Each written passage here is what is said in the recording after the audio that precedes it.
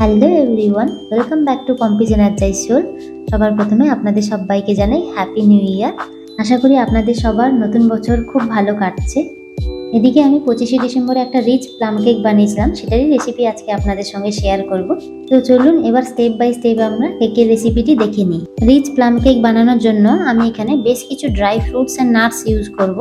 প্রথমে একটা বোলের মধ্যে ছোট কাপের 1 কাপ অর্থাৎ 100 ml মিল্ক নিয়ে নিলাম। তাতে দিয়ে দিচ্ছি ব্ল্যাক রেজিনস 50 গ্রাম। এই মিল্কের মধ্যে সমস্ত ড্রাই ফ্রুটস অ্যান্ড নাটসগুলো ভিজিয়ে রাখবো। এবার দিয়ে দিলাম গোল্ডেন রেজিনস 50 গ্রাম। আর এদিকে গ্রিন, অরেঞ্জ অ্যান্ড রেড কালারের টুটি ফ্রুটি 50 গ্রাম নিয়ে নিয়েছি। আর 50 গ্রাম রেড চেরিজের মধ্যে কিছুটা দিয়ে দিলাম মিল্কের মধ্যে, আর কিছুটা রেখে দিলাম ডেকোরেট করার জন্য।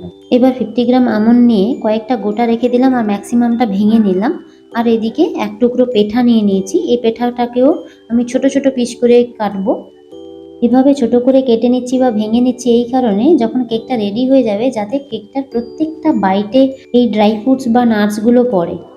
এবার পেঠা ও আমন্ড কুচি 40 গ্রামস করে দিয়ে দিলাম। কাজুও প্রায় 50 গ্রামস মতো দিয়ে দিচ্ছি। এইভাবে সমস্ত ড্রাই ফ্রুটস ও নাটসগুলো পরিমাণ মতো এক এক করে মেশানো হয়ে গেলে খুব ভালো করে সবগুলোকে আমি মিল্কের সঙ্গে মিশিয়ে নেব। যেহেতু ড্রাই ফ্রুটসগুলো সোক করতে হবে, সেই তুলনায় মিল্ক অনেকটা কম নেওয়া হয়ে গেছে, তাই আমি আবার 70 ml মতো মিল্ক অ্যাড করে দিচ্ছি।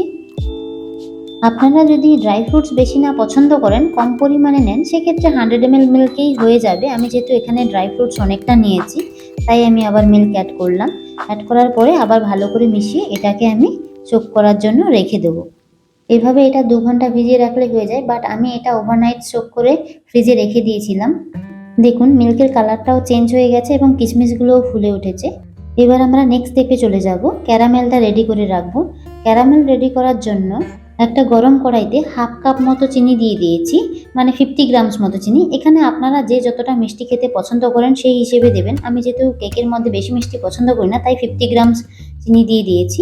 প্রথমে দেখুন একদম হাই ফ্লেমে চিনিটা দিয়ে দেব। তারপরে একটু গলে যাওয়ার পরে, কালারটা একদম পুরো মেরুন হয়ে যাওয়ার পর, তারপরে ফ্লেমটাকে একদম লো ফ্লেম করে দিতে হবে। আমি আবার 1 থেকে 2 টিস্পুন মতো সুগার অ্যাড করে দিলাম। লো ফ্লেমে ক্যারামেলটাকে রেডি করে নিচ্ছি। ক্যারামেল দিয়ে কেকটা বানানোর একটাই উদ্দেশ্য, এক এটা খুব তাড়াতাড়ি হয়ে যায় এবং সহজে হয়ে যায়, আর 2 হলো কোনো রকম কোকো পাউডার বা চকলেট সিরাপ ছাড়াই কেকটা পুরো চকলেট কালারের হয়। চিনিটা প্রায় গলে গেছে। এবার আমরা সামান্য একটু জল দিয়ে আর খুন্তি দিয়ে এটাকে কন্টিনিউয়াসলি নাড়াতে থাকবো। প্রথমবারেই বেশি জল অ্যাড করলে ছিটকে আসার সম্ভাবনা থাকে। তো জল আর চিনিটা ভালো করে মিশে যাওয়ার পর আবার একটু জল অ্যাড করলাম, দিয়ে খানিকক্ষণ ফুটিয়ে নেব। 1 মিনিট মতো ফুটিয়ে নেব ভালো করে নেড়ে চেড়ে নিয়ে। আমি এখানে একটা সিক্রেট বলে রাখি, আমি কিন্তু ভ্যানিলা বা কোনো রকম এসেন্স অ্যাড করতে এখানে ভুলে গেছিলাম, কিন্তু তাতে খারাপ হয়নি, উল্টে বেশ ভালোই হয়েছে। পুরো কেকটাতে একটা ক্যারামেলের ফ্লেভার ছিল। এবার নেক্সট স্টেপে চলে এসেছি। যেহেতু আমার কাছে কোনো কেক টিন নেই, তাই আমি একটা অ্যালুমিনিয়ামের বাটি নিয়ে নিয়েছি, এরকম গোল বাটি নিয়ে নিয়েছি। তো তার মধ্যে আমি হোয়াইট অয়েল ব্রাশ করে দিচ্ছি। আপনারা চাইলে বাটারও লাগাতে পারেন চারদিকটাতে। আর আমার কাছে কোনো বাটার পেপারও ছিল না, এই জন্য আমি নর্মাল পেপারকেই কেটে এভাবে লাগিয়ে দিয়েছি চারদিকে।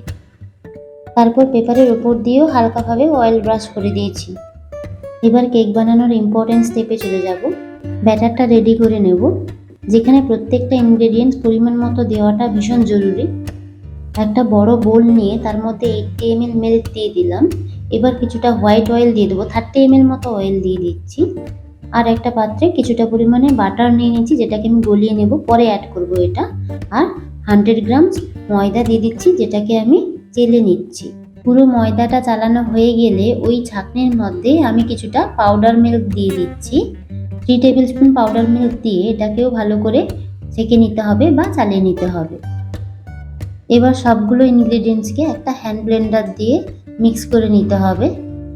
কিছুটা মিক্স করে নেওয়ার পর এবার আমি গলিয়ে রাখা বাটারটা অ্যাড করে দেব।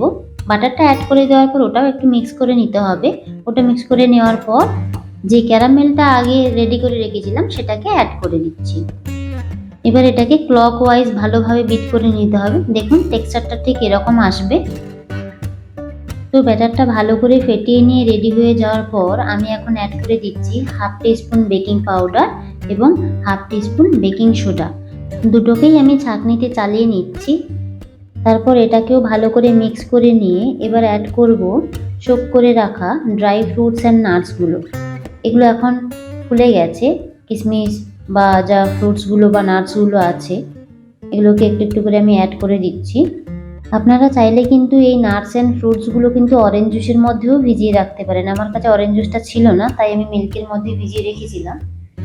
এবার ব্যাটারটার সঙ্গে ফ্রুটস অ্যান্ড নাটসগুলোকে ভালো করে মিক্স করে নিয়েছি।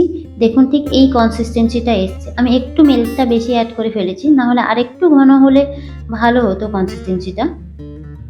তো আমার কেকের ব্যাটার এখন পুরোপুরি রেডি। চলুন এবার নেক্সট স্টেপে চলে যাই।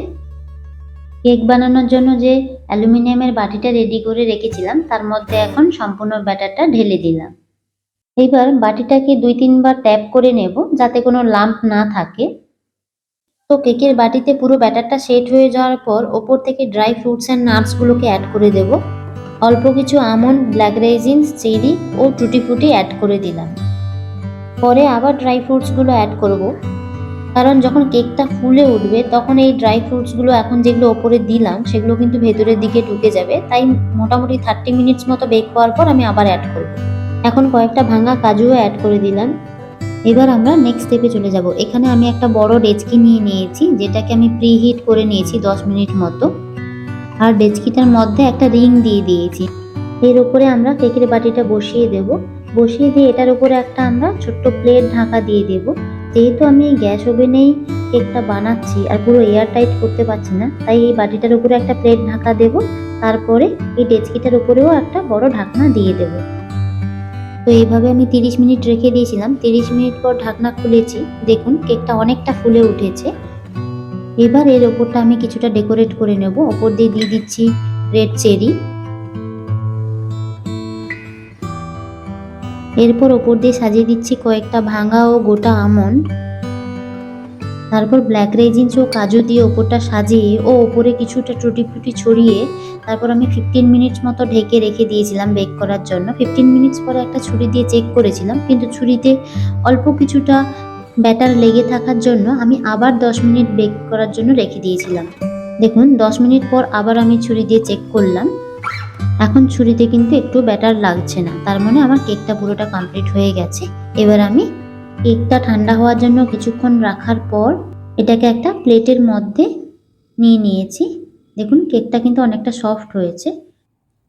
সো রেসিপিটি কেমন লাগলো আপনারা অবশ্যই কমেন্ট করে জানাবেন, এবং নেক্সট ভিডিও আসা পর্যন্ত আপনারা সবাই সুস্থ থাকুন, এনার্জাইজ থাকুন, অ্যান্ড স্টে টিউনড।